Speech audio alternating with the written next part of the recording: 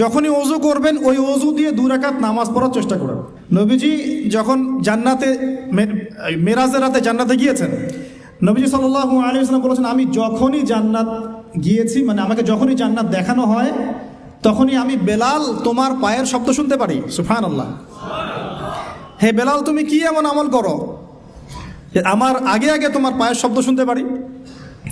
তো বেলাল রাদিয়াল্লাহু আনহু বলছেন, ইয়া রাসূলুল্লাহ, আমি তো আপনি যে আমল শিখিয়ে দিয়েছেন এগুলাই করি, এক্সট্রা তো কিছু করি না। শুধু একটা কাজ আমি করি। কি সেটা?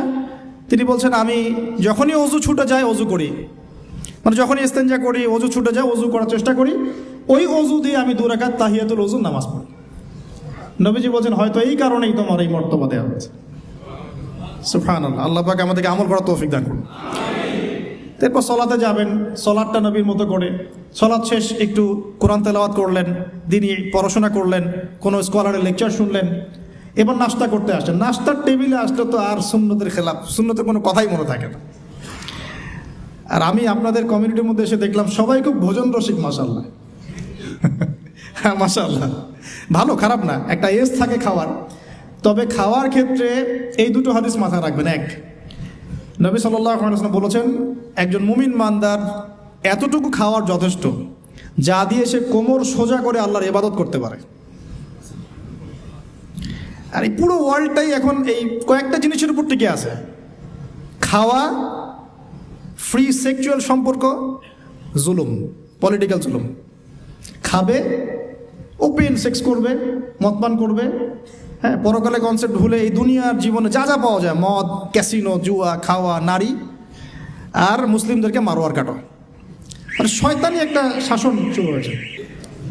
তো যেটা বলছিলাম যে খাওয়ার ক্ষেত্রে কয়টা হাদিস মনে রাখবেন ভাই? এক, একজন মুমিন বান্দার খাওয়া দাওয়ার জন্য এতটুকু যথেষ্ট যতটুকু দিয়ে সে কোমর সোজা করে আল্লাহর ইবাদত করতে পারে। এক, এরপরেও যদি তাকে খেতে হয় সে যেন তার পেটটাকে 3 ভাগ করে দেয়। কয় ভাগ? 3 ভাগ। নবীজি বলছেন, মুমিনরা পেটের 1 ভাগ খাবে, 1 ভাগ পানি খাবে, পানি দ্বারা পূর্ণ করবে, আর 1 ভাগ খালি রাখবে শ্বাস প্রশ্বাস চলাচলের জন্য। এই খাওয়ার সুন্নত, খাওয়ার টেবিলেই তো আমরা হেরে যাচ্ছি। আমরা তো খাওয়ার টেবিলেই হেরে যাচ্ছি। আমরা যুদ্ধের মাঠে জিতবো কিভাবে?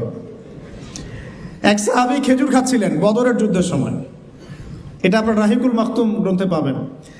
খেজুর খাচ্ছেন, সৈন্য বিন্যাস করা হচ্ছে, নবীজি ভাষণ দিচ্ছেন, ওয়াসারিউ ইলা মাগফিরাতিন মির রাব্বিকুম ওয়া জান্নাহ,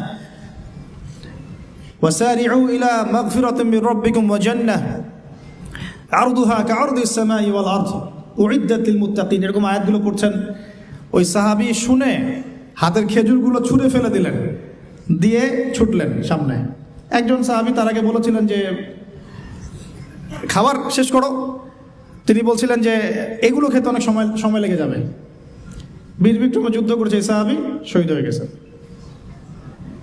তো খাবার ভোগবিলাসটাকে তারা কিভাবে দেখতেন আর কি একটু দেখালাম, কিভাবে তারা এটাকে মানে জাস্টিফাই করতেন। এখন ওমর রাদিয়াল্লাহু আনহু একটা কথা মনে পড়ে গেল। ওমর রাদিয়াল্লাহু আনহুর সময় একটা দুর্ভিক্ষ হয়েছিল, কিন্তু তো ওই সময় জনগণ খাওয়ার সংকটে ভুগছে বলে খলিফাতুল মুসলিমিন ওমর রাদিয়াল্লাহু আনহু দীর্ঘদিন শুধুমাত্র রুটি আর জাইতুনের তেল খেয়েছিলেন। শুধুমাত্র রুটি আর জাইতুনের তেল। শাসক কাকে বলে? মুসলিম শাসক। হ্যাঁ, আমাদের সমাজও আছে মাশাআল্লাহ। দুর্ভিক্ষ যখন হয় তখন তারা সিঙ্গাপুর এই সেই ঘুরে বেড়ায় মাশাআল্লাহ। হ্যাঁ, টোটালি উল্টা। মানে জনগণের ঘরে খাবার থাক না থাকে, আমার ঘর ফিল আপ থাকলে হইল আর। জ্বর হলেই সিঙ্গাপুর, হাত ভাঙলে কানাডা, হ্যাঁ, ভিতরে আরো বড় সমস্যা হলে আরো বড় বড় রাষ্ট্র যেগুলো, ওখান থেকে আবার সুস্থ হয়ে আসে, এসে মাশাআল্লাহ আবার শুরু হয়ে যা তাই। আল্লাহ পাক তাদেরকে হেদায়েত দান করুক, দোয়া করি।